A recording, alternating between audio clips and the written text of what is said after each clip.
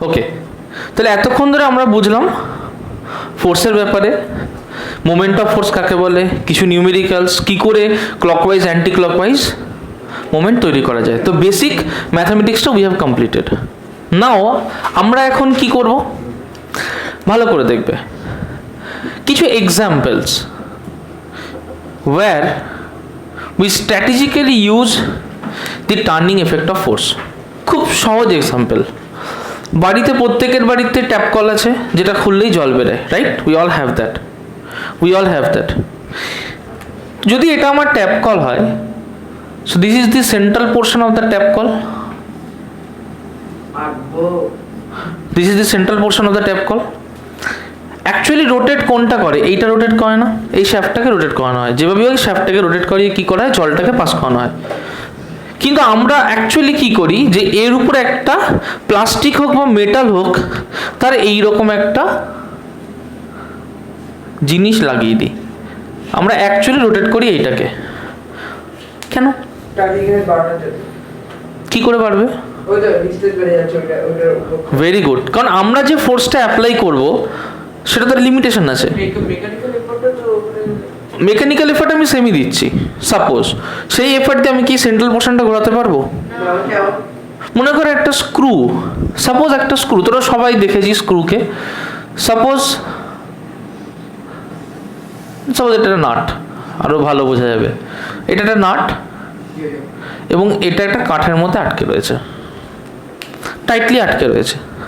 ঘোরাতে পারবি? ঘুরে তুলতে পারবি? ক্ষমতা আছে? আমরা কি ইউজ করি? রেঞ্জ ইউজ করি, তাই না? আমরা কি করি? রেঞ্জ কি ইংরেজিতে বলে স্প্যানার, কি বলে? তাহলে আমরা কি ইউজ করি? এখানে একটা স্প্যানার ইউজ করি। কেন? এফার্ট আমি তো সেমি দিচ্ছি, তবুও কেন? ফোর্স বাড়ানোর জন্য না। কি বাড়ানোর জন্য?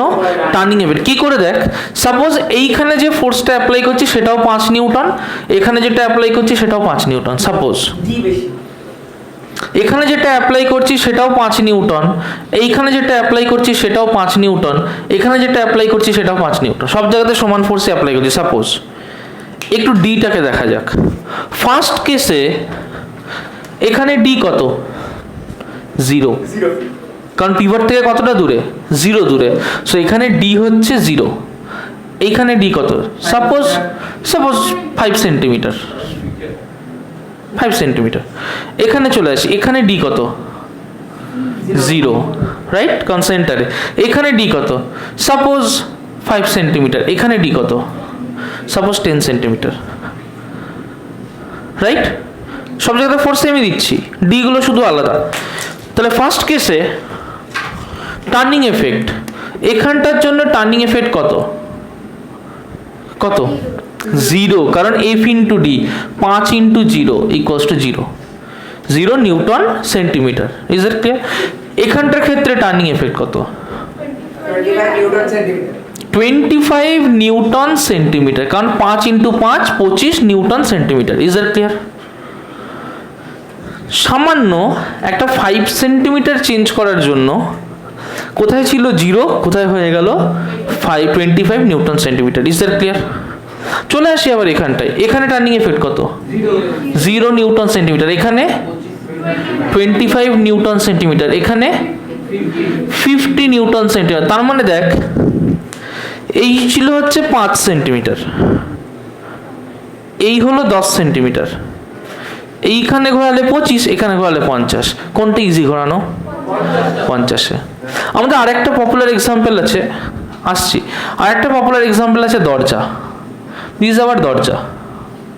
আমাদের ডোরে কি করা হয়? হিঞ্জ সাপোজ এখানটা লাগানো, this is the hinge, right? Handle কোথায় লাগানো হয়? হ্যান্ডেল কি হিঞ্জের কাছে লাগানো হয় না দরজার এন্ডে লাগানো হয়? কেন এন্ডে? কেন এন্ডে? কেন টার্ন করতে কি সুবিধা হবে?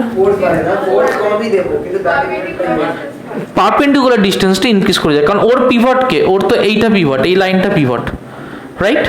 তাহলে এই পিভটের অ্যাবাউটে ঘুরছে। যখন এখানে, তাহলে পারপেন্ডিকুলার ডিস্টেন্স এইটুকু, যখন এখানে তখন পারপেন্ডিকুলার ডিস্টেন্স এতটা। যখন পারপেন্ডিকুলার ডিস্টেন্স বাড়বে তখন টর্ক কি হবে? টর্ক বেড়ে যাবে। তাহলে if it is d1 if it is d2 তাহলে এখানে টর্ক কি হবে fd1, এখানে টর্ক টু কি হবে fd2, তাই না? কে বড়? If d2 greater than d1 তাহলে অবভিয়াসলি এখান থেকে τ2 গ্রেটার দেন τ1। তার মানে সিম্পল কি ডিস্টেন্সটা বাড়িয়ে আমি কি করলাম মোমেন্ট অফ ফোর্সটাকে অনেকটাই বাড়িয়ে দিলাম। ওকে, কনসেপ্ট ক্লিয়ার আছে? আচ্ছা, এই যে আমাদের যে চাপা কল আছে না অনেকের বাড়িতে, গ্রাউন্ড ওয়াটার সিস্টেম এরকম থাকে না তার মাথাটা? আমি একবার মাথায় চিপতে গেছিলাম, হ্যাঁ, দিয়ে দেখবি এইরকম একটা জায়গা করে দিস ইজ হাউ ইয়োর চাপা call is, right? This is how your চাপা কল ইজ। এখান থেকে একটা রড লাগানো থাকে, ভেতরে একটা ওয়াশার সিস্টেম থাকে, ঠিক আছে? এই ওয়াশারের সাথে এই রডটাকে লাগানো থাকে। ওয়াশার কি করে জলটাকে এখান থেকে তুলে আনে, জলটা এখান দিয়ে পড়ে যায়। সিম্পল প্রিন্সিপাল, হাতে গোড়া কিছু নয়। এখন ব্যাপার হচ্ছে অ্যাকচুয়াল কাজ কি? অ্যাকচুয়াল কাজ হচ্ছে রডটাকে উপরে তোলা, যাতে ওয়াশারটা উপরে উঠতে পারে। এই হচ্ছে আমার simple requirement of the ground water tap system. Okay, কিন্তু আমি কি করি? আমি এখানে চিপ দিই না এখানে চিপ দিই। তার মানে যখন আমি এইখানটায় ফোর্সটা দিচ্ছি আমার জন্য এটা পসিবল হচ্ছে জলটা তোলা। কখনো এটা তুলে দেখেছিস বাড়িতে? হ্যাঁ, কোনো শক্তিমান আছে যে এটা করতে পেরেছে? আমাদের চেনা পরিচিত করেছিস বাড়িতে? তাহলে আর কি লাভ হলো? ঠিক আছে, তাহলে আমাদের একটা শক্তিমানের প্রয়োজন যে এটা বাড়িতে করবে এবং আমাদেরকে ভিডিও করে এনে দেখাবে। কেউ আছে এখানে নিজেকে ম্যান বলে? ওই যে ম্যানগুলোকে আমি দেখতে চাই। কোনো ম্যান নেই? বাহ, হ্যাঁ, কেন তোর হঠাৎ করে মনে এমন খেয়াল হলো কেন? তাহলে আজকে বাড়ি গিয়ে ভিডিও করে এটা আমরা দেখছি, ঠিক আছে? তাহলে হ্যাঁ, ঠিক আছে, আমি অসুবিধা নেই। জাতির উদ্দেশ্যে এটা বলা, যদি তোমাদের কোনো ম্যান পরিচিত থাকে সেই ম্যানকে বলবে জাস্ট এখান থেকে এটা তুলে দিতে, হাতটা এরম দিতে, এরম করে তুলে দিতে, ঠিক আছে? চলো, তাহলে এটা কেন হবে না? আচ্ছা, এখানে বলতে পারবে যে এখানে ফোর্স যখন আমরা বার করব আমাদের পারপেন্ডিকুলার ডিস্টেন্স কতটুকু? দেখো, এইখান থেকে পিভট অবধি this is r perpendicular distance. ওর জন্য খেয়াল করে দেখবে যে হ্যান্ডেলটা যখন এরম থাকে তখন চাপতে যা কষ্ট হয়, হ্যান্ডেল যদি একদম স্ট্রেট হয়ে যায় তখন চাপতে কম কষ্ট হয়। খেয়াল করে দেখেছো কখনো যে হ্যান্ডেলটাকে এরম যদি তুলে নিই তারপরে হালকা করে চাপি দেখবে কষ্ট কম হয়, কিন্তু যদি এইখান থেকে এইটুকু চাপতে যাই দেখবে বেশি কষ্ট হয়। তার কারণ পারপেন্ডিকুলার ডিস্টেন্স যত কাছে যাবে তত ডিটা কমে যাবে। It's a very conceptual question. Okay, it's a brain twister. চলো, বোঝা গেল কথাটা? ব্রেন, বাল্বের brain. Okay, first note that down. তাহলে আমরা একটু আগেই টার্নিং এফেক্ট কেমন হয় এবং টার্নিং এফেক্টের যে বেনিফিটগুলো সেটা আমরা অলরেডি বুঝে গেছি। এখন আমরা যেটা করব সেটা হচ্ছে কাপেল। হ্যাঁ, যারা আছো তারা আনন্দ পেও না, ঠিক আছে, ঠিক আছে, আমি বুঝি। যারা নেই তারা যারা আছে তাদেরকে পিটিও না, ঠিক আছে? আচ্ছা, আসি এবার কাপেল কেন? What is couple? কাপেল কেন? আমরা একটু আগে মোমেন্ট অফ ফোর্স বললাম, কেন? এবার এটাকে আমাদের বুঝতে হবে। কখনো দেখেছিস যে সাইকেলের প্যাডেল যখন করছিস ফ্রন্ট প্যাডেলটা দেয়া মাত্রই পেছন প্যাডেলটা একা একা উঠতে থাকে? প্রশ্ন হয় না স্যার ওটা কি করে উঠছে?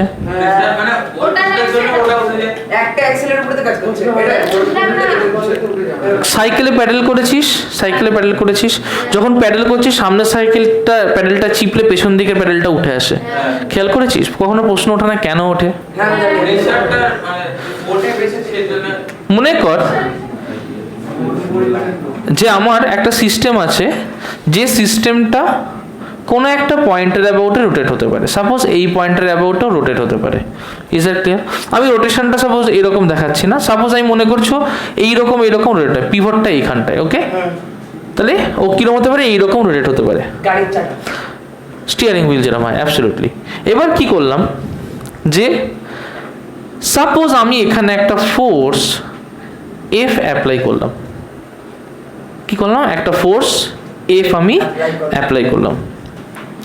এই এফ ফোর্সের জন্য অটোমেটিক্যালি এখানে একটা অপোজিট ডাইরেকশনে এফ ফোর্স ক্রিয়েট হয়ে যাবে। that will be created absolutely automatically, create হয়ে যাবে। ওই জন্য তো কাপেল বলে, বোঝা গেল কথাটা? এমনি এমনি হয়ে যাবে, এমনি এমনি হয়ে যাবে, অনেকটা ওরকম। তাহলে কি বললাম, একটা ফোর্স আমি কোথাও অ্যাপ্লাই করলাম, অটোমেটিক্যালি একটা অপোজিট ফোর্স উল্টো দিকে ক্রিয়েট হয়ে যাবে। মাসের কথা নয়, আমরা ফোর্স নিয়ে আলোচনা করছি। এখানে যদি কোনো ফোর্স কাজ করে পিভটের আরেকটা এন্ডে, পিভটের এপাশে একটা এন্ড আছে, ওপাশে একটা এন্ড আছে, এই এন্ডে একটা ফোর্স দিলে আরেকটা এন্ডে একটা অপোজিট ফোর্স ক্রিয়েট হয়ে যাবে।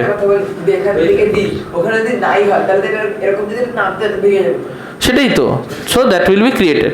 আবার একটা কি, মনে কর যে তোর একটা রেঞ্জ ইউজ করছিস, দিস ইজ আ রেঞ্জ, এখানে একটা নাট আছে, হবেই না হবে এটা হতেই পারে না, এখানে রেঞ্জ আছে, আমি কি করছি, এই নাটটাকে ঘোরাতে চাইছি, আমি কি করব, আমি একটা ফোর্স দেবো এইখানটায়, ক্লিয়ার? বুঝলো স্যার? এর তো পিভটের ওইদিকে কিছুই নাই, এর কোথায় তৈরি হবে, এর এই পিভটেই তৈরি হয়ে যাবে একটা অপোজিট ফোর্স। তাহলে কি বললাম, যদি পিভটের এপাশে ওপাশে জায়গা থাকে তাহলে ওপাশে গিয়ে ক্রিয়েট হবে, যদি পিভটের এপাশে ওপাশে জায়গা না থাকে সে এর জন্য কোনো কাজ হলো না, বাট একটা ফোর্স উইল বি ক্রিয়েটেড। আবার কনসেপ্টটা বোঝো, পিভটের এপাশে ওপাশে যদি জায়গা থাকে, এপাশে ফোর্স দিলে ওপাশে অটোমেটিক ক্রিয়েট হয়ে যাবে। যদি পিভটের এপাশে ওপাশে জায়গা না থাকে, যেমন এই মাথাটা কোনো জায়গা নেই, আমি এপাশে ফোর্স দেবো, ঠিক এই পিভটের উপরেই ফোর্সটা ক্রিয়েট হয়ে যাবে। বলছে যে যদি টার্নিং হতে হয়, শুধু মোমেন্ট অফ ফোর্স কখনো টার্নিং করতে পারবে না। For a turning to take place you need to have a couple. For turning to take place you need to have a couple. For turning to take place you need to have a jore, you need to have a good. So couple লাগবে turning এর জন্য। এবারে একটু explain করি। মনে কর যে তোর কাছে একটা সিস্টেম দেওয়া আছে, কেমন সিস্টেম, যে এইরকম একটা রড দেওয়া আছে, রেক্ট্যাঙ্গুলার রড দেওয়া আছে, রডটা এই অ্যাবাউটে ঘুরতে পারে, বুঝতেই পারছিস এটা এরকম স্টিয়ারিং হুইলের মতো আপ ডাউন করতে পারে। সাপোজ এখানে তুই একটা ফোর্সকে দিলি, অবভিয়াসলি তাহলে এখানে একটা অপোজিট ফোর্স থাকবে এফ। Is it clear? কিছু পয়েন্টের নাম দিচ্ছি, এম, এন, ও। তার মানে এই পয়েন্টের অ্যাবাউটে যদি ফোর্স কাজ করে, এটা কোন দিকে সে ঘোরাবে, ক্লকওয়াইজ না অ্যান্টি ক্লকওয়াইজ? Anti clockwise. তাহলে এইটার নাম দিলাম টাউ ওয়ান। কত নাম দিলাম? যদি এই ফোর্সটা এখানে অ্যাড করে তাহলে নিশ্চয়ই এদিকে ঘোরাবে, তাহলে কোন দিকে ঘোরাচ্ছে? এটা কোন দিকে? এটা কোন দিকে? Anti clockwise. ক্লকওয়াইজ হচ্ছে? ক্লকওয়াইজ হচ্ছে? কোন দিকে হচ্ছে? Anti clockwise. So that is also tau two ধরলাম। Is that clear?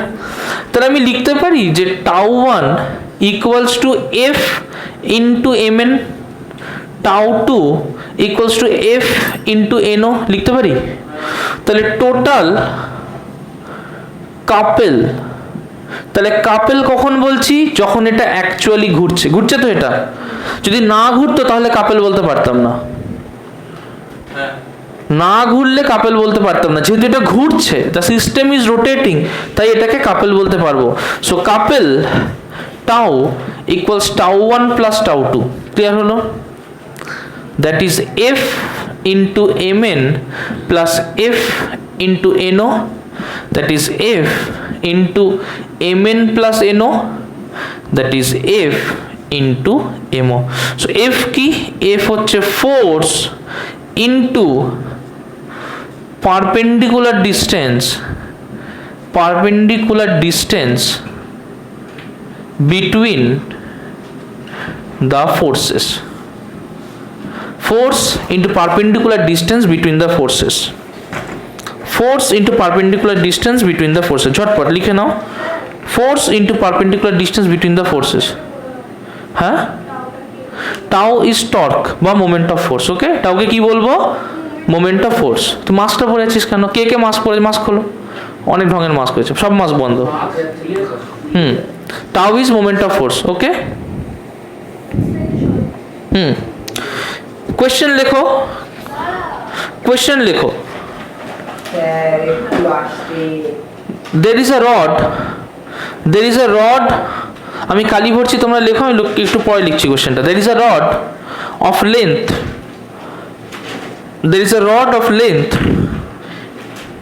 20 meter, there is a rod of length 20 meter. Two equal and opposite forces, two equal and opposite forces 15 Newton each, two equal and opposite forces of 15 Newton each are applied at the two ends, are applied at the two ends. Find the couple, are applied at the two ends, দুটোই apply করেছি এই ক্ষেত্রে। Find the couple, are applied at the two ends. Find the couple, are applied at the two ends. Find the couple, find the couple, ঝটপট বলে দিয়েছি তো 20 Newton. 15 Newton each. Yes. Opposite force. Very good, বাকিটা করো, ছবিটা আঁকতো। Very good, বাকিটা করো। 300 হবে। 300 কত হচ্ছে তাহলে? 300 newton metre is the couple. Very good. যে অঙ্কটা বললাম সেটা কি বলেছে, এরকম একটা রড আছে, রডের লেন্থ কত বলে দিয়েছে? 20 মিটার, রাইট? দুটো ইকুয়াল অ্যান্ড অপোজিট ফোর্স কাজ করছে, তাহলে এটা 15 নিউটন, এটাও 15 নিউটন, তাই বলেছে না? আমি কি দুটো ফোর্সকেই ধরেছি? একটা ধরেছি। This is the important point, দুটো ফোর্স কাজ করছে বাট ইকুয়াল অ্যান্ড অপোজিট। তাহলে আমি একটা ফোর্স ধরছি না দুটো ফোর্স ধরছি? একটা ধরছি। তার মানে এই যে ফোর্সটা সেটা কি দুটো, বোথ নয়, আইদার ফোর্স। লিখে নাও, যেটা এখানে লিখে আছে লিখে নাও, this is the either force. একটা force that is 15 newton into distance 20 metre, that will be 300 newton metre, that will be 300 newton metre. This is the couple. কাপেলকেও কিন্তু আমরা টর্কের সিম্বল টাউ দিয়ে লিখবো। Okay, this is the couple acting on it. তাহলে sir আমি বলি, হ্যাঁ, এই দুটো ফোর্স যদি অপোজিট না হয় তাহলে জিরো হতে পারে। আসছি আমরা এবার, ধীরে ধীরে আসছি, দুটো কেসেই আসবো, স্লোলি আসবো। তাহলে এবার লেখো conditions of couple. Conditions of couple, conditions of couple. কাপলের কন্ডিশন বলতো, কাপলের কন্ডিশন বল। বলিস না আবার লয়্যালটি, ট্রাস্ট, লাভ, এগুলো বলিস না। ও আচ্ছা, হ্যাঁ সে তো আমরা জানি, একদিকেও হতে পারে এলজিবিটি কিউ। আচ্ছা চলো আমরা পড়াশোনা করি। তাহলে আমরা কি দেখছি? ঠিক আছে, কন্ডিশনস অফ কাপল দুটো। ফার্স্ট কন্ডিশন হচ্ছে আমার তো দুটো ফোর্স দরকার। ফার্স্ট কন্ডিশন হচ্ছে দুটো ফোর্স আমার দরকার। সেই ফোর্সগুলো প্যারালাল আর অ্যান্টি প্যারালাল, কোনটা? তাহলে প্যারালাল নাকি অ্যান্টি প্যারালাল? একটা এইদিকে হলে আর একটা এইদিকে, তাহলে প্যারালাল না অ্যান্টি প্যারালাল? Anti parallel. তাহলে two forces which are two forces which are anti-parallel, two forces which are anti-parallel, that means directed opposite to each other, directed opposite to each other.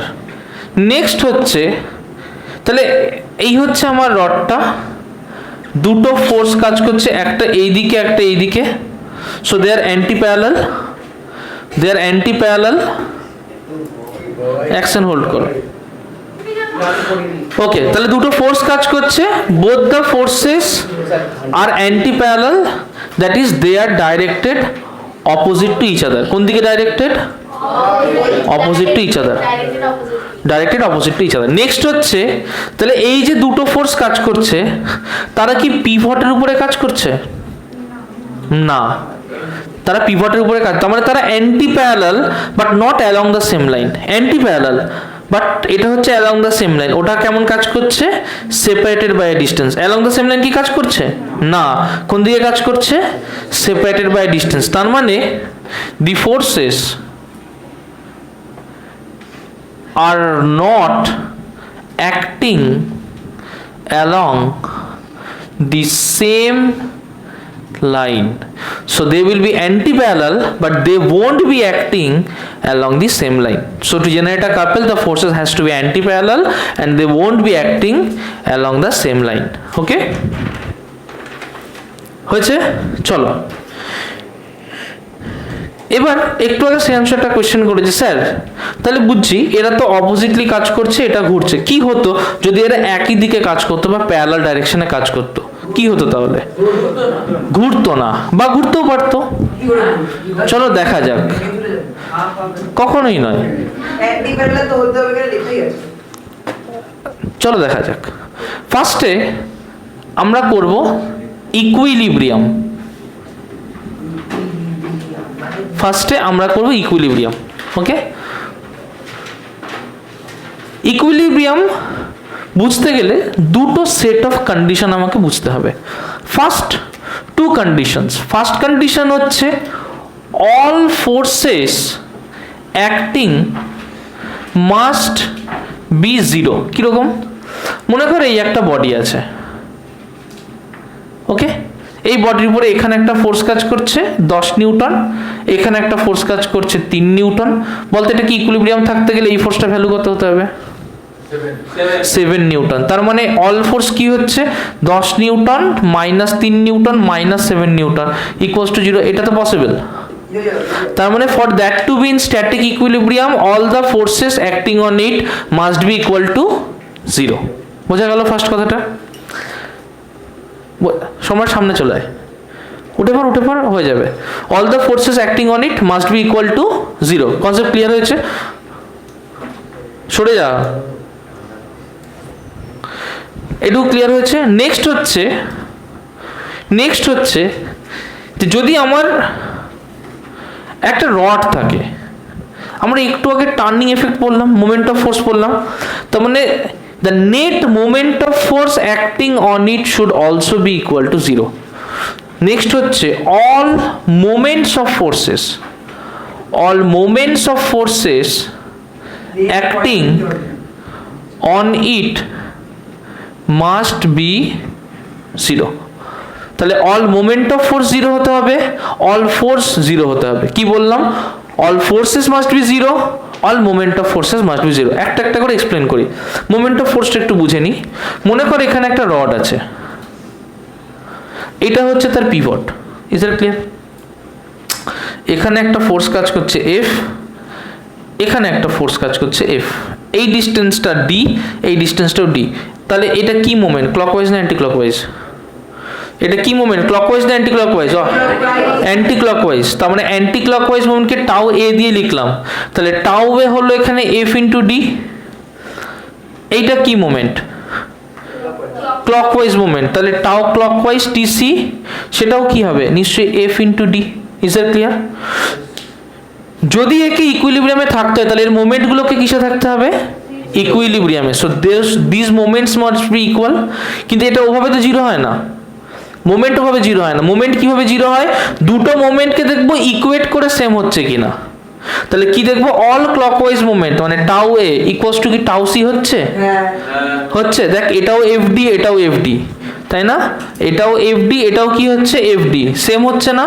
তার মানে moment equals to 0। তাহলে total rotational moment কি হচ্ছে? 0।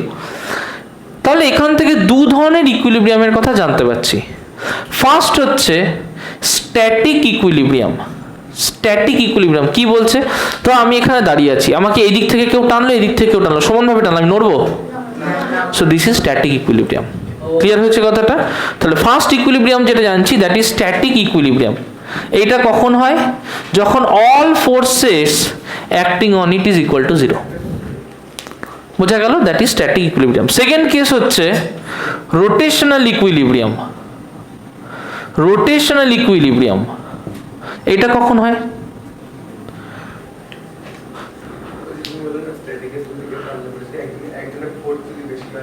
তাহলে দুদিকে সমানভাবে টানলে তখনই জিরো হবে, দ্যাট ইজ স্ট্যাটিক ইকুইলিব্রিয়াম। পরিষ্কার হয়েছে?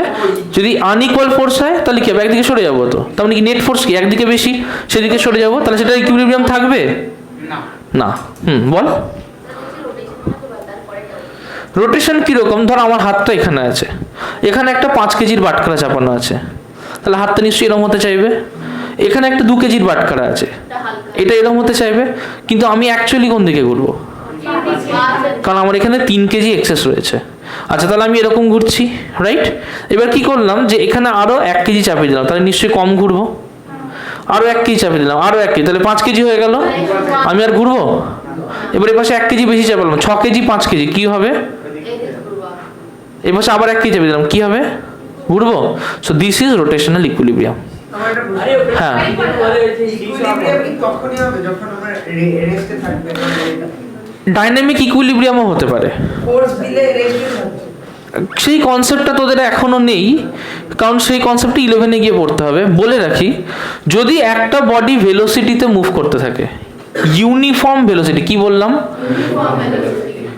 অ্যাক্সেলারেশন হচ্ছে না, কি হচ্ছে, ভেলোসিটি হচ্ছে, নো অ্যাক্সেলারেশন, অনলি কি হচ্ছে, ভেলোসিটি হচ্ছে, that is also equilibrium, that is known as dynamic equilibrium.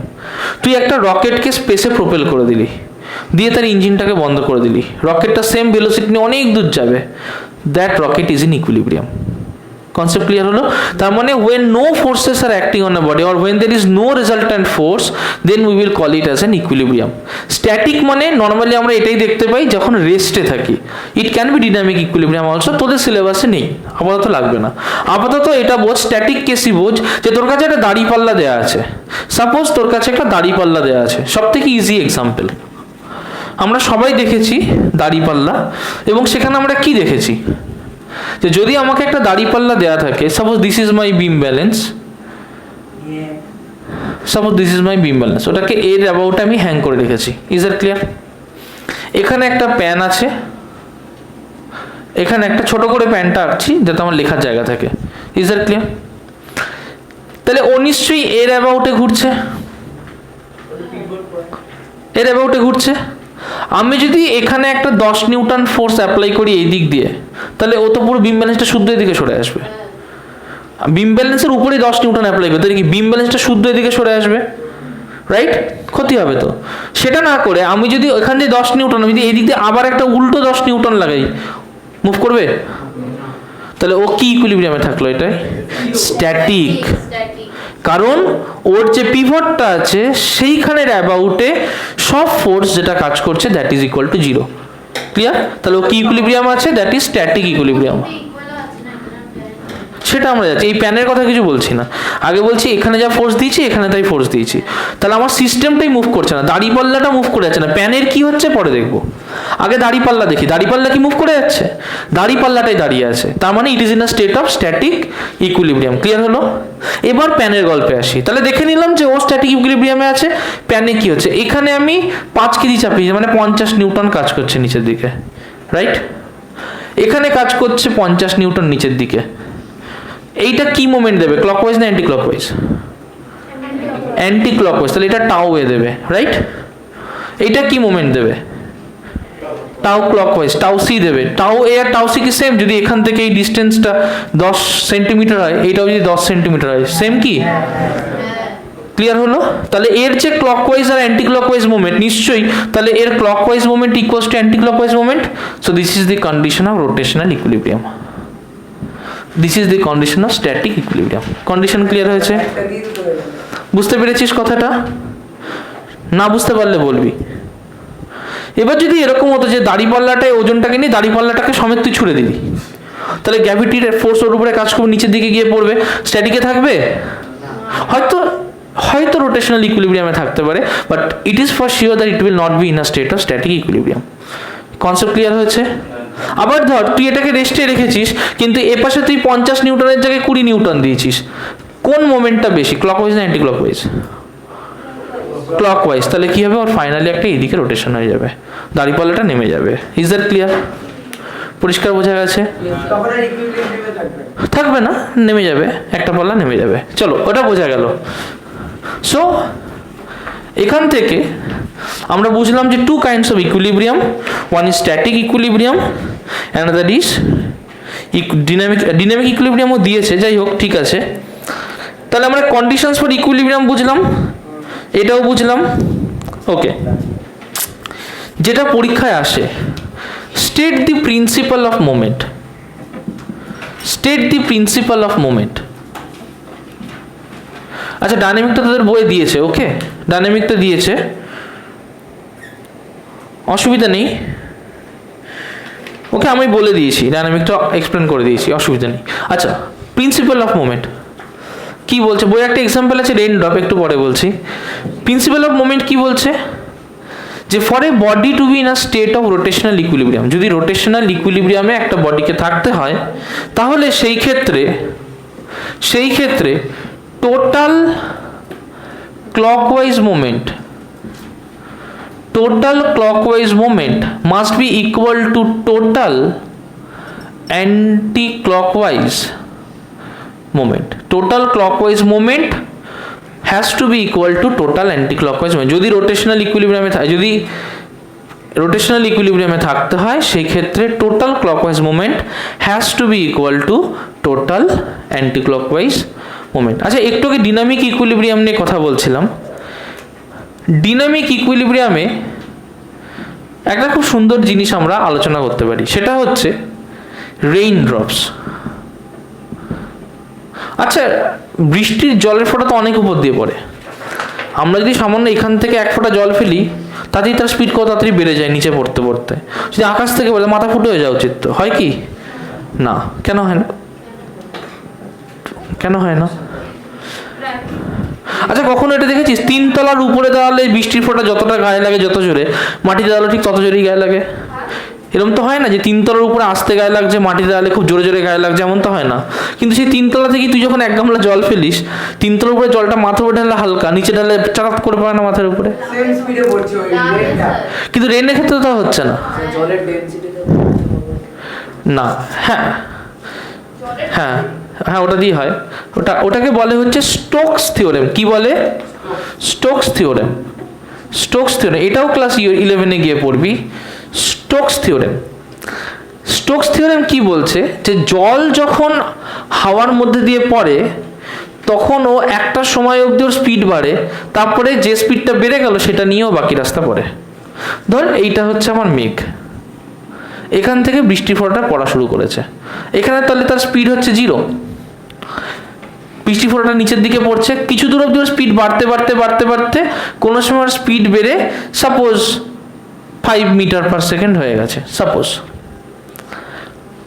এখানে সাপোজ ছিল 1 মিটার পার সেকেন্ড, এখানে সাপোজ ছিল 3 মিটার পার সেকেন্ড, সাপোজ এখানে 5 মিটার পার সেকেন্ড। যখন 5 মিটার পার সেকেন্ড হয়ে গেল, তারপর থেকে বাকি রাস্তাটা গ্রাউন্ড অবধি এখানে ওর স্পিড থাকবে 5 মিটার পার সেকেন্ড। তাহলে এই গোটা রাস্তাটা তো স্পিড পাল্টালো না।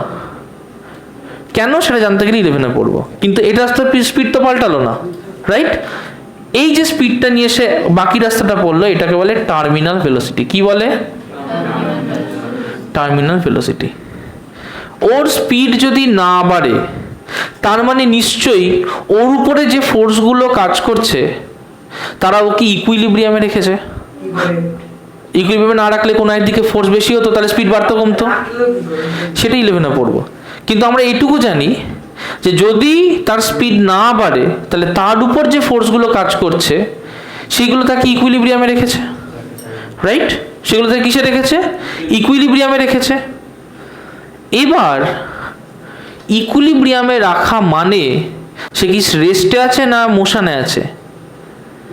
কি ইকুইলিব্রিয়াম? রেস্টে আছে না মোশনে আছে? জলে ফোঁটা তো পড়ছে, তাহলে কি ইকুইলিব্রিয়ামে আছে? মোশনে আছে। তাহলে কি ইকুইলিব্রিয়ামে আছে? ডাইনামিক ইকুইলিব্রিয়ামে আছে। কনসেপ্ট ক্লিয়ার হয়েছে? বোঝা গেছে পুরোটা? So this is an example of dynamic equilibrium. Raindrops. Is that clear? Okay. তাহলে আমরা এইটুকু বুঝতে পারলাম। ওকে, আরো অনেক এক্সাম্পল আছে, এইগুলো দেখো। আমরা কিছু নিউমেরিক্যালস করব।